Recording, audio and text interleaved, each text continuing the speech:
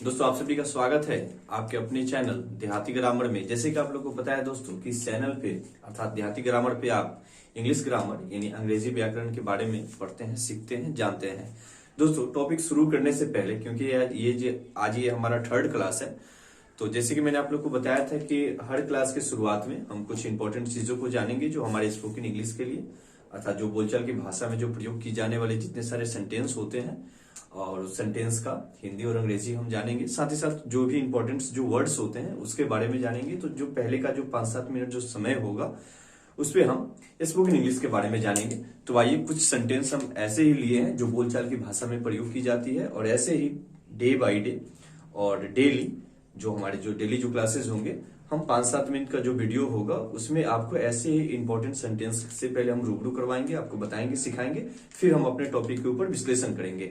तो आइए आज देखिए, आज हमने 10 सेंटेंस लिया है। 10 सेंटेंस जिसका एक साइड हिंदी है और दूसरी साइड उसका इंग्लिश है, अर्थात ये आपका हिंदी सेंटेंस हुआ और ये आपका इंग्लिश सेंटेंस हुआ जो बोलचाल की भाषा में बहुत ज्यादा प्रयोग की जाती है। और ऐसे ऐसे वर्ड्स और ऐसे ऐसे सेंटेंस को जानना बहुत जरूरी होता है। तो हम शुरुआत करते हैं 1 नंबर से। जैसे कि आप लोगों को सेंटेंस दिखाई दे रहा है कि मैं उससे पूछना भूल गया। मान के चलिए किसी से कुछ पूछना है, कोई आपसे पूछे कि क्या आपने उससे पूछा या नहीं पूछा, तो ये सब बोलचाल की भाषा है। तो आप इसका अंग्रेजी कर सकते हैं कि I forgot to ask him, यानी I forgot to ask him, जिसका मतलब होता है मैं उससे पूछना भूल गया। सेकेंड सेंटेंस के ऊपर हम चर्चा करेंगे। तो यहाँ पे सेंटेंस है पागल हो गया है क्या तू। किसी को आप बोलते हैं कि क्या तुम पागल हो गए हो या पागल हो गया है क्या तू, किसी काम को लेकर किसी भी इवेंट्स में ऐसी घटना हो जाएगी जिसमें आपको ये सेंटेंस बोलना पड़े। तो पागल हो गया है क्या तू का जो हमारा अंग्रेजी जो सेंटेंस होगा वह होगा आर यू मैड और व्हाट। आर यू मैड और व्हाट। आगे बढ़ते हैं, जो 3 नंबर हमारा जो सेंटेंस है, मैं तुम्हारी कसम खाता हूं, यानी मैं तुम्हारी या तुम्हारा कसम खाता हूं। तो I swear by you, I swear by you. उम्मीद है कि आपको अच्छा लग रहा होगा, आप समझ पा रहे होंगे। चलिए 4 नंबर पे हम ध्यान देते हैं। इसमें मेरा कोई हाथ नहीं है। मान लीजिए कुछ काम, कोई काम कुछ बुरा हो गया, गलत हो गया, इसको नहीं करना चाहिए था, हो गया, तो कभी कभार आपके ऊपर इल्जाम आ सकता है, कोई दोष लगा सकता है कि क्या आपने ये किया है। तो आप ऐसा बोल सकते हैं कि इसमें मेरा कोई हाथ नहीं है, मैंने ऐसा कुछ नहीं किया है। तो I have no involvement in this, कहने का मतलब इसमें मेरा कोई हाथ नहीं है। I have no involvement in this, ठीक है। साथ ही साथ आगे बढ़ेंगे तो 5 नंबर पे जो है मेरी बातों का बुरा मत मानो। किसी से आप कुछ बोलते हैं और अगर उसे बुरा लग जाता है और आप चाहते हैं कि ये बात उससे ज्यादा बुरा ना लगे, या आप जो बोल रहे हैं सही बोल रहे हैं लेकिन सामने वाले को बात बुरा लग जाए, तो आप उसको बोल सकते हैं कि मेरी बातों का बुरा मत मानो। अगर आप उसके अच्छे के लिए कुछ बोल रहे हैं तो don't mind my words, don't mind my words, जिसका मतलब होता है मेरी बातों का बुरा मत मानो।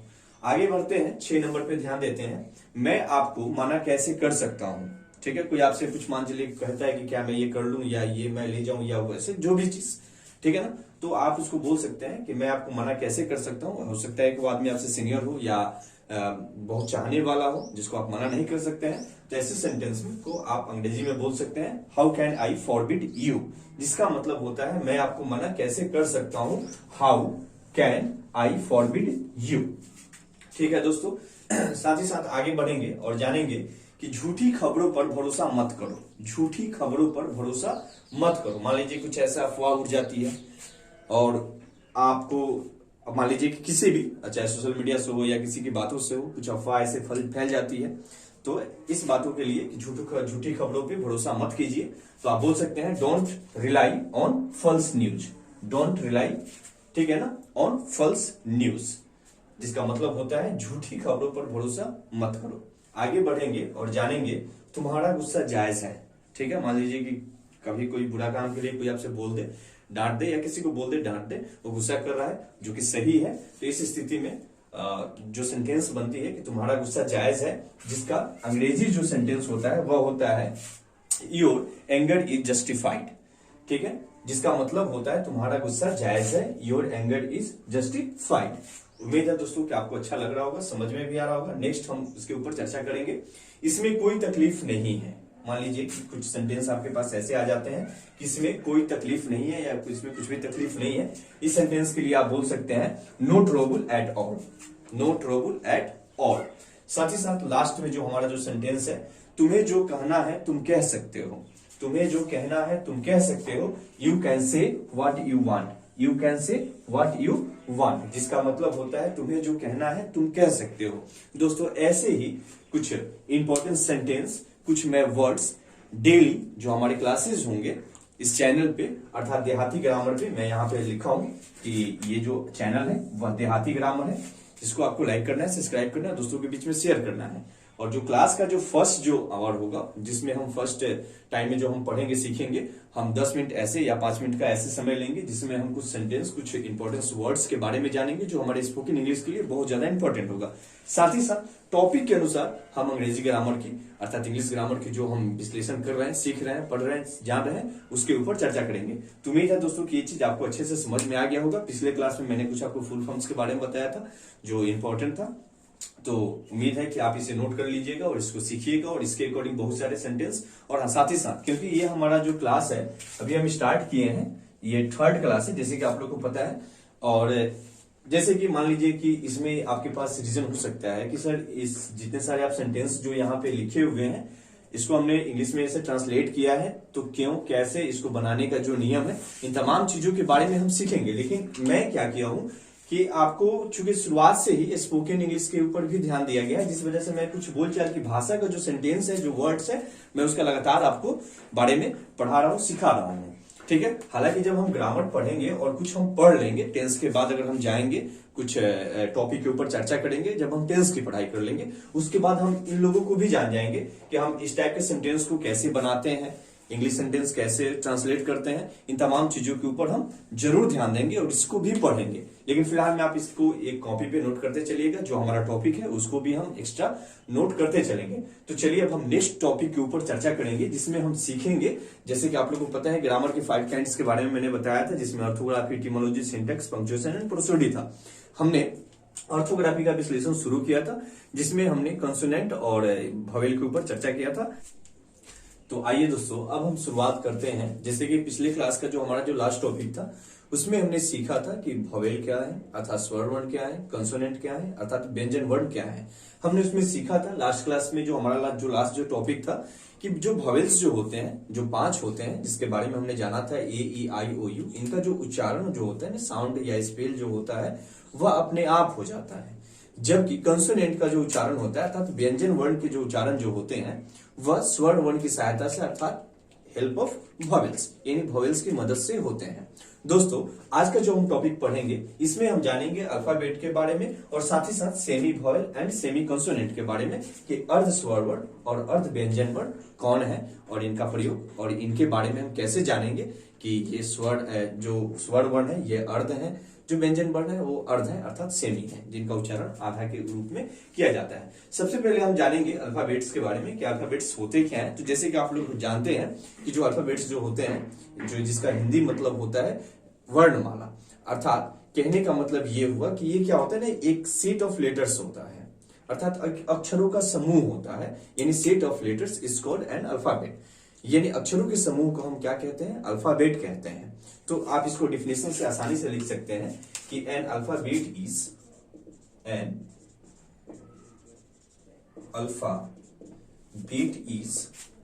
द सेट ऑफ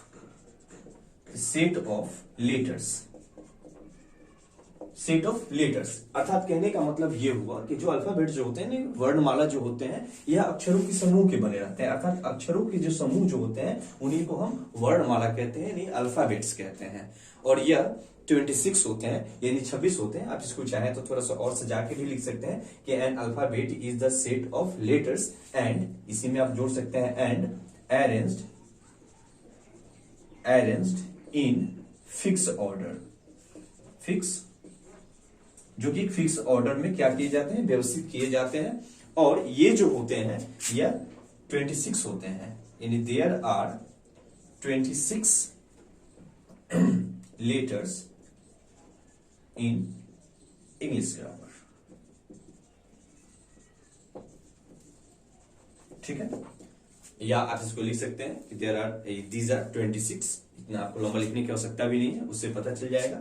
या जो छोटे जो बच्चे हैं वो आप आराम से लिख सकते हैं कि दीज आर 26 और वह 26 कौन है? अल्फाबेट्स है, ठीक है ना, ये क्या है? अल्फाबेट्स है, ठीक है। और एग्जाम्पल के तौर पे आप ले सकते हैं कि ABCD ये कहां तक जाएगा? जेड तक। इन्हीं का ये जो समूह जो है, और चूंकि इनको जो अरेंज किया गया है, एक फिक्स ऑर्डर में अरेंज किया गया है, व्यवस्थित किया है, एक सही ढंग से इसको व्यवस्थित किया जाएगा और किया गया है, तो यही जो आपको जो ग्रुप जो दिखाई दे रहे हैं, यही ग्रुप क्या कहलाते हैं? आपके अल्फाबेट कहलाते हैं, अल्फाबेट कहलाते हैं। हिंदी में इसको वर्णमाला कहते हैं, वर्णमाला, ध्यान रखिएगा, ये वर्णमाला होते हैं। अर्थात ABCD का जो समूह होता है, यानी 26 जो लेटर्स जो होते हैं, इनका जो समूह होता है, इन्हीं को हम अल्फाबेट्स यानी वर्णमाला कहते हैं। परिभाषा के तौर पे मैंने आपको बता दिया कि अक्षरों के समूह को वर्णमाला कहते हैं। आप चाहिएगा तो आप इसको हिंदी में भी लिख सकते हैं, मैं यहां पे लिख देता हूं कि अक्षरों के समूह को, अक्षरों के समूह को वर्णमाला कहते हैं, वर्णमाला कहते हैं। और ये यहां से आप जोड़ सकते हैं, और ये 26 होते हैं, 26 होते हैं, ठीक है। उम्मीद है कि अब अल्फाबेट आप समझ गए होंगे दोस्तों कि वर्णमाला क्या होता है। अब आइए आगे का जो हमारा टॉपिक है, हम जानेंगे semi vowel and semi consonant के ऊपर, कि जो अर्ध स्वर्ण वर्ण है और अर्ध व्यंजन वर्ण है वह कौन है। उम्मीद है कि ये चीज आपको समझ में आ गया होगा। मैं एक बार फिर से आपको रिवाइज करवा देता हूं कि अल्फाबेट जो अक्षरों के जो समूह जो होते हैं, इन अक्षरों के समूह को हम वर्णमाला यानी अल्फाबेट्स कहते हैं, और यह 26 होते हैं। एग्जाम्पल के तौर पे मैंने आपको बता दिया और मैंने आपको हिंदी में भी बता दिया। तो आइए अब शुरुआत करते हैं semi vowel and semi consonant के ऊपर कि ये अर्ध स्वर्ण वर्ण और अर्ध व्यंजन वर्ण क्या होते हैं।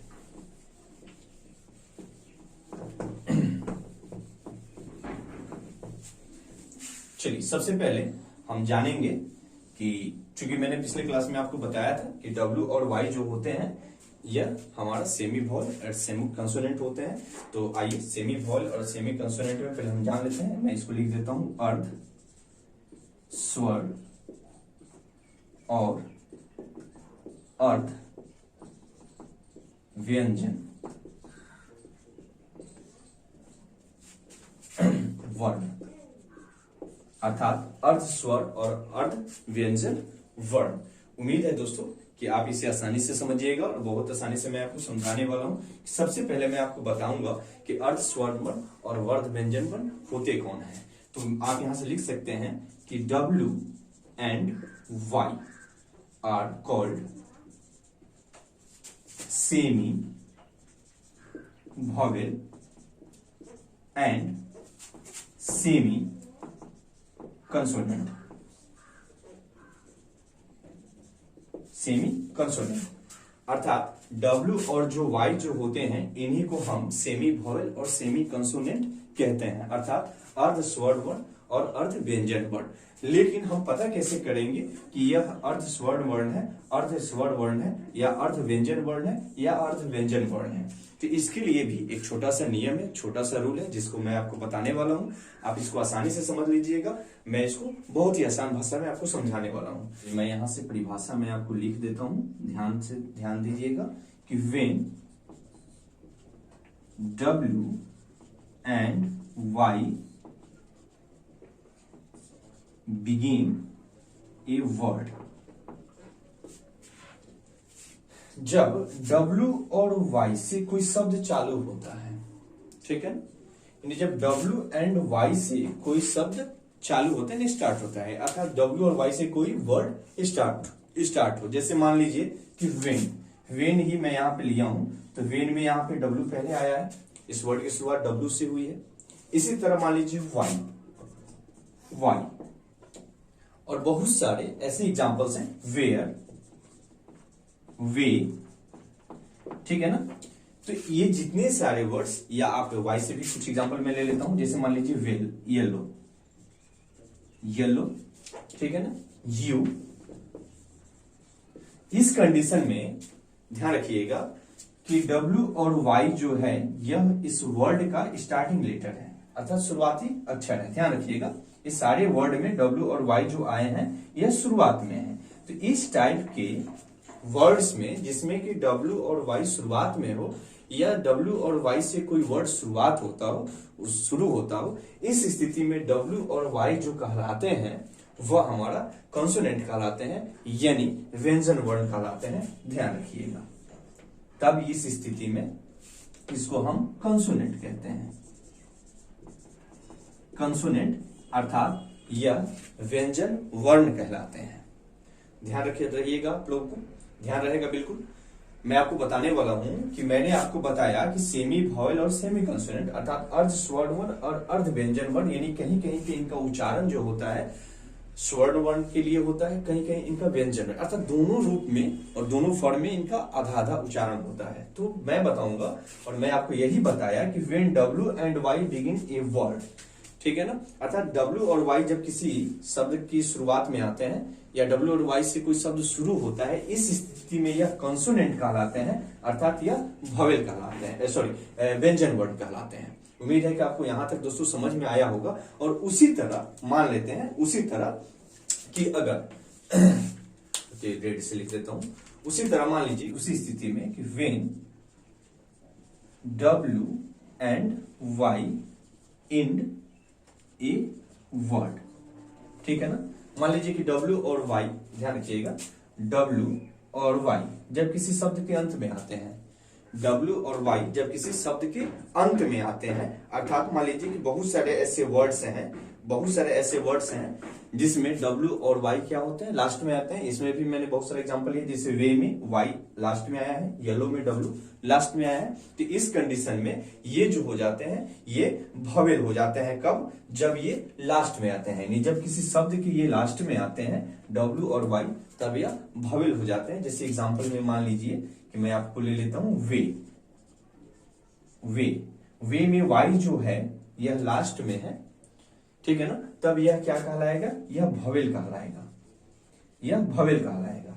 इसी तरह येलो में Y पहले था, तब यह कंसोनेंट कहलाया, लेकिन इसमें Y लास्ट में है, तब यह वॉवेल कहलाया। उसी प्रकार मान लीजिए कि W जो था यहाँ पे वे में, या यहीं पे मान लीजिए W, तो चूंकि हम W और Y की ही चर्चा कर रहे हैं ना, तो मान लीजिए कि यहाँ पे जो हमारा W जो है यह इस वर्ड के, अर्थात वे जो हमारे पास वर्ड है इस वर्ड की शुरुआत में है। इस स्थिति में W जो कहलाएगा यह कंसोनेंट कहलाएगा, जबकि Y लास्ट में है या W भी लास्ट में होता तब यह क्या कहलाता, वॉवेल कहलाता। अर्थात W और Y जब किसी शब्द के अंत में आते हैं या उनसे अंत होता है W और Y से, तब वह वॉवेल हो जाते हैं, जिसमें मैंने आपको वे का एग्जांपल दिया। ऐसे बहुत सारे आप एग्जांपल्स ले सकते हैं, जैसे कि मान लीजिए काऊ हो जाता है COW, तो काऊ में भी W जो आता है हमारा क्या आता है, लास्ट में आता है, और जब यह काऊ में W जो आया लास्ट में आया, इस स्थिति में यह क्या हुआ, वॉवेल हुआ, अर्थात यह हमारा स्वर्ण वर्ण हुआ।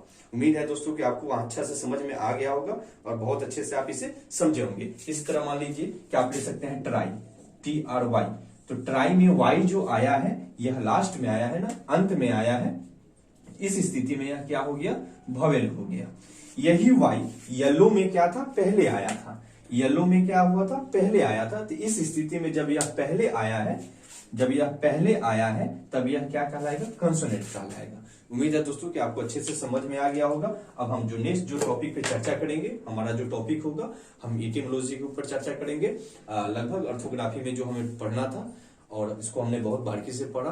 दोस्तों जाते जाते मैं आपसे एक बात बोलना चाहूंगा कि देहाती ग्रामर को बहुत सारे दोस्तों में, जितने सारे आपके मित्र हैं, दोस्त हैं, आप उनके बीच में शेयर कीजिए और चैनल से जुड़ने का प्रयास कीजिए, क्योंकि इसी चैनल पे आपको अंग्रेजी ग्रामर बहुत ही विस्तृत रूप से और बहुत ही आसान भाषा में आपको पढ़ने और सीखने के लिए मिलेगा। साथ ही साथ जैसे कि मैंने आपको स्टार्टिंग में बताया था कि बहुत सारे ऐसे सेंटेंसेस जो स्पोकन इंग्लिश के लिए, जो बोलचाल की भाषा के लिए इंपॉर्टेंस होते हैं, बहुत सारे ऐसे वर्ड्स, बहुत सारे जैसे जो शब्द होंगे, तमाम चीजों के बारे में हम सीखेंगे, जानेंगे। मिलते हैं फिर नेक्स्ट वीडियो में, तो तक बहुत बहुत धन्यवाद।